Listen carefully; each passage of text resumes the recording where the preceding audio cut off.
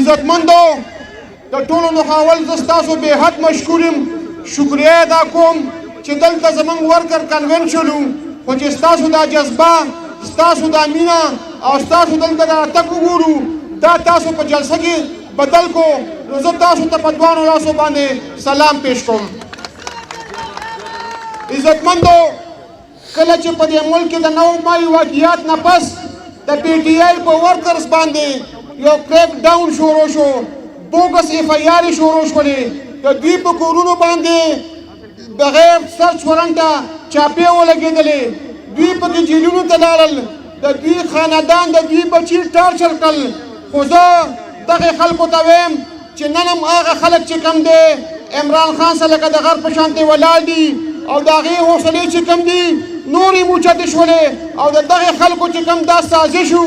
دا پلیننګ و چې موږ به د دوی حوصلې خرابې کړو خو نن په دې 400 کې دا په تنګي تحصیل کې دا کنونشن د هغې ثبوت ورکوي چې نن هغوی ته دا دوی چې کوم حرکتونه کوي دا دوی ته ثابتوي چې د عوامو د عمران خان سره چې چا مینه ده هغه تش نه په شاته کولی شي نه ته په جیلونو یې راولی شي نه ته په تاڼو یې راولی شي او نه ته په بل څه حرکت باندې هغه ته په شاته کولی شي نن موږ سه عمران خان لکه خاموشي نن موږ سه عمران خان په دې موقع نشته عمران خان 4 میاشتې په جیل کې پروت دی خو د عمران خان سوچ د عمران خان فکر د عمران خان ویژن هغه نن سبا د هر یو سړي په لکه دی هغه نن سبا د هر یو سړي په ذهن کې دی دا د دوی غلط فهمي ده او دوی چې څونه دا حرکتونه استعمالوي دوی چې څونه په عوامو باندې پرېشر اچوي نو عمران خان به نور په هر کور کې او په هر کلي کې او په هره محله کې به د هغې نه زیات راوځي په دې ملک کې په غیر عیني طریقې سره کارونه روان دي که موږ وګورو سپریم کورټ چې یو سړی سزا اخته کړی دی کوم چې هغه په هربونو ډالرې د دې ملک مکروس دی کوم چې په 10 کاله په دې ملک باندې حکومت کړی دی هغه چې کله د بار نه راځي د دوا په علاج باندې تللی او د دارو په علاج تللی هغه چې دې ملک ته بیا راځي نو هغه له پروټوکول ورکوي هغه له ایرپورټ ته د ایف آی اے د امیګریشن ټول هغه خلک ولځي چې زمونږ ضلعي صدر عزیز الله خان او سابقه منسټر پردیش شکور خان پنډال ته په راتګ باندې هرکلی وایو په خیر راغلی ستړي مه شئ زپره جي ته موږ هرکلی وایو هغه څه چې کوم ملګري صدیق خان سنگین خان نور زموږ د 400 چې کوم مشران دي هغوی ته موږ هرکلی وایو په خیر راغلی یو طرف ته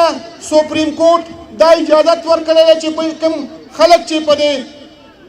ملک کې سیاست کوي هائی کورټ اجازه ورکړی کوم خلک چې په دې ملک کې سیاست کوي هغه خلک څنګه چې د نورو پارټیو ته دا اجازت دی چې هغه جلسې کولی شي هغه جلوسونه کولی شي هغه کنونشن کولی شي هغه کمپین کولی شي خو دا انتظامیه دا پولیس چې کوم دی دا د هائی کورټ احکامات نه مني دا د قانون پاسداري نه ساتي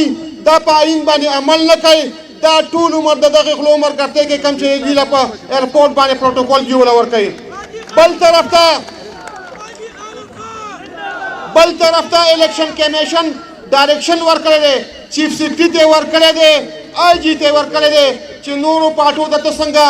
سهولیات ورکړې که د جلسې ورکړې که د کنونشن ورکړې که د ورکر میټینګ ورکړې پی ټي آی بل ته به مخوي ورکړې موږ ان او سي لپاره دې ډسټرکټ کې درخواست ورکړی دی اوسه پورې دوی وایي چې موږ سه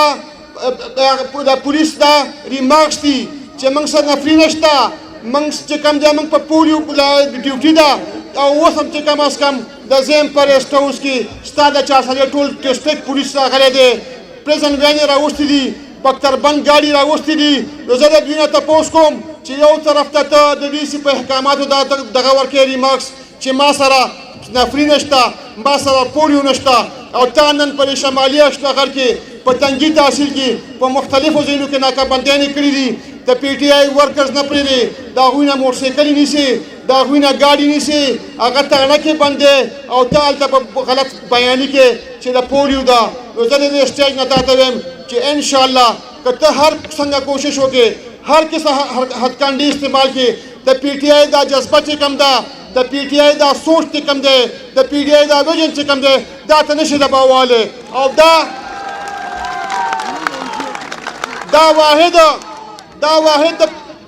دا واحد د پی ټی آی حکومتو دا زمنګ وزیر اعظم عمران خان چې هغه دا ټول ادارې چې کومې وي هغه ډیپولیټیسایز کړې وي ته یې ورله ډایرکټ انسټرکشن ورکړي وو که پولیس دی که ہوم ډپارټمنټ دی که کمیشنر دی که ډي سي ګان دي که سیکټرین دي هغوی ورته دا ویلي وو چې بهی تاسو به ټرانسپیرنټ اوسئ د چا حق تلفي به نه کوئ په ادارو کې به د خپل ایم پي او د ایم ای مداخلت نه منئ دوی له موږ عزت ورکړی و خو دا نن په دې 20 میاشتو کې دوی لګیا دي بیا د خلکو د حجرو سلامونه شروع کړي دي او د پی ټي آی ورکرز تنګئ نو زه درته انشاءالله دا چیلنج در کوم چې انشاءالله ستاسو دا هوش او دا کم نشه چې تاسو راغلي دا نشه به درنه انشاءالله وباسم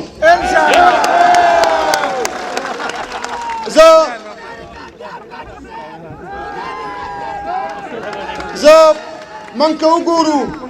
د 20 کالو په دې صوبه کې په دې مرکز کې چې کوم حکومت تېر شوی دی د ملک معیشت ته موږ وګورو ملک تباه کو دلته مهنګایي راغله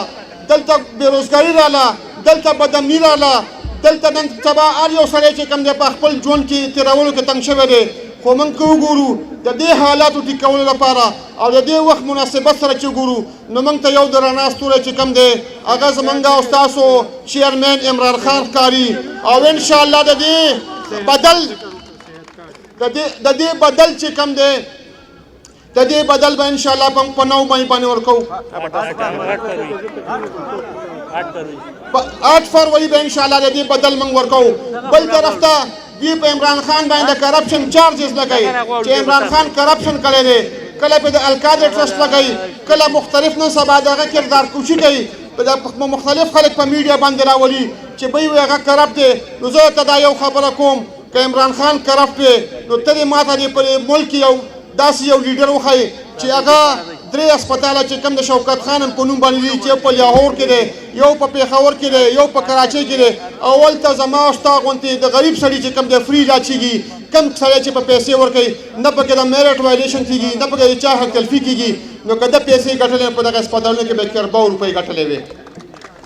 بل طرف ته عمران خان سوچ چې کوم دی هغه د عوامو سوچ دی هغه زه به په دې عوامو پیسه لګوم کم کس تاله په دې 80 کالو کې تاله یو صحت کارت غوندې یو شی درکړی چې ستا د بچي په جب کې د 10 لکو روپو کارت پروت دی ستا علاج پې فري کېږي نو زه دا یو خبره کوم په دې چې کوم دی زه دا یو خبره کوم چې موږ له سوچ پکار دی او انشاءالله د پی ټي آی چې کومه جذبه ده دا د 9 مئی نه پس د هر کور کې چې کوم دی په هر کور کې دغه یو اواز دی چې عمران